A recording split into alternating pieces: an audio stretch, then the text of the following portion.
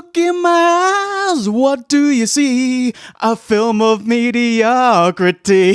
Hello and welcome to OSW Playlist Season 2 Episode 6 with your boy Jay Hunter. Of course, Season 2 is where you gaze upon my glorious bazaar and my waistcoat as well. Anyway, at the end of 2019, I went to the IFI Horrorthon where I saw a rake of horror films, and since then they've actually come out on DVD so I can splice. So, what have I got first on the chopping block for you? It's CM Punk's acting debut, Girl on the Third Floor. I was fortunate enough to have been recommended by Bobcat Goldthwait.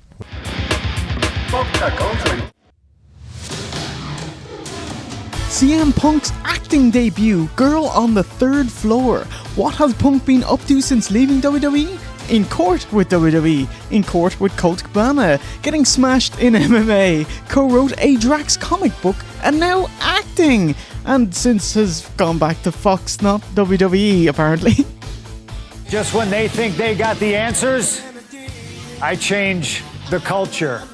How did Punk get the part? He was asked.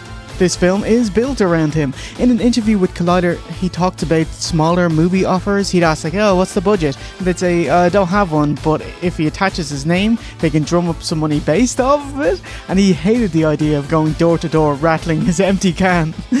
So this blockbuster is what he took instead. Fair balls to him for diving in head first. He's not in one rando cameo scene or in a bit part or in an ensemble movie. He's front and center, the lead. Like, The Rock debuted in The Mummy Returns, a couple of minutes on screen. Batista, wrong side of town, shot for 3 days. But Punk, he's pretty much the only person on screen for the entire first act. I told you not to worry. Wait, what was that? What? So many shots in this movie is in the second person, like with Punk doing his shit-eating heel grin into the camera. Shout out to my bra Brian, who said hello at the end of the night. He instantly recalled Punk giving Miz shit for having his heel face. So, hilarious. Punk's weapon of choice was a tiny sledgehammer, which I popped as a Triple H nod.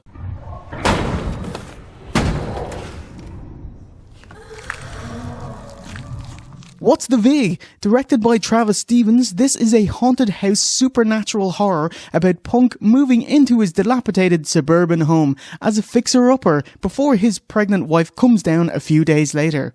Of course, the house is evil! Cooper? Shit! So, how did CM Punk do? Well, it made me think acting is really hard. I now have a greater respect for actors. He's not awful, but he's not great, and he knows it as well.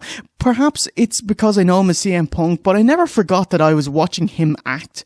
By himself, it's fine enough, but when he interacts with other people, like the Deacon, there's a sexy siren, his former workmate, and oh yeah, these are proper actors. So, although Punk isn't that bad, he's the worst actor in the film. Isn't that whack? The kids still say whack? I don't know. That's whack. He was very stiff, like his movement on screen was unnatural. Like I could see him walking down the stairs and hitting his mark. Walk left, right, walk down the stairs. He wasn't at ease acting because, shit, it's his first film. Some of it is probably kayfabe. I don't believe his character. Like there's no attempt to cover his numerous tattoos. Someone on film decked out with that many tats, it's usually a plot point, but it's not in this film. Like, he's got straight edge emblazoned on his tummy, but in the film he smokes weed and gets drunk. What? I don't know if it's for the role, but he's out of shape. I'm used to seeing him in ring shape. He even looks at his dad bod in the mirror. Putting on pounds and giving yourself the good boy haircut doesn't gel well. Okay, last bit on this. His backstory is bollocks. He defrauded his clients and narrowly avoided 15 years in jail and is now hiding out in the suburbs. Bollocks you have, clients. You have a massive tat behind your ear. You're not a banker or a Wall Street high roller. This is like Tommy Wiseau's character in The Room where it's like, oh, the bank makes money. I don't get it. You don't work in a bank, mate. No strippers to woo clients with? There's plenty of strippers. I just don't have any clients left to woo.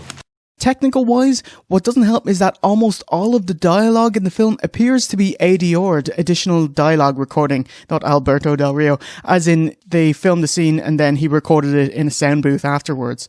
There's a bit where he's talking to his wife and he moves from his bed to another room and the echo and fidelity is atrocious. And then it's like, okay, so that's the on-set audio.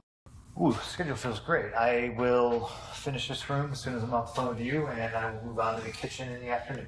Okay, I kind of shat on the film there, but I still enjoyed it. Punk's fixing up the gaff, sexy siren lady is flirty and ends up betting him. He's stopped by the dog barking, but still goes ahead cheating on his wife. And he's like, hey, I earned this. Gotta laugh at me. Oh, don't look at me like that. I earned that. The entire film is him doing maintenance on the house. Something spooky happens, which encroaches more and more. So what starts off as an odd occurrence, like marbles rolling around, and full-on black goop / ejaculate coming out of the wall, hilariously he still tries to use the plug socket, ramps up to hallucinations, like his wife morphing into his new mistress, and a murderous Silent Hill creature coming to get him.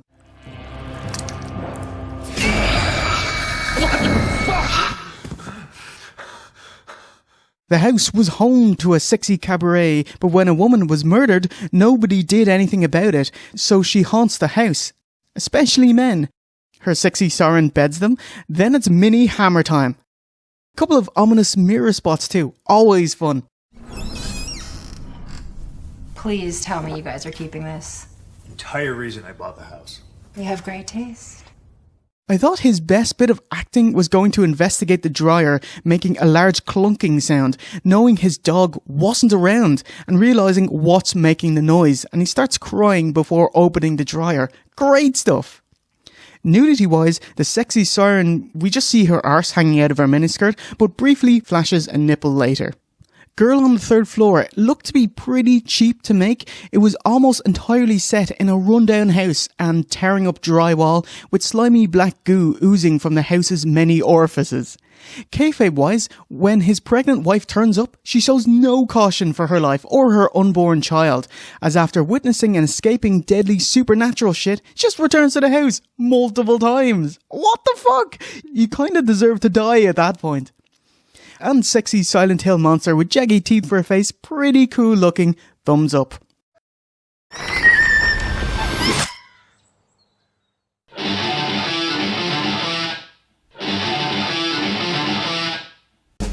Overall, the film is just about watching CM Punk act.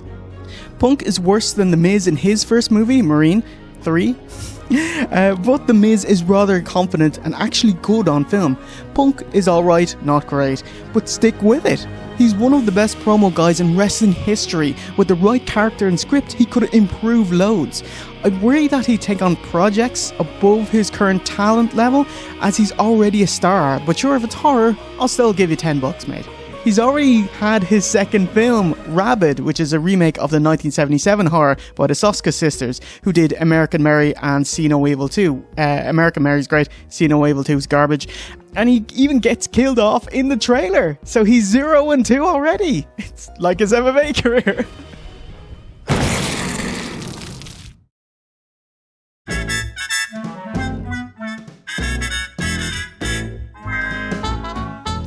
So, hope you enjoyed this edition of OSW Playlist.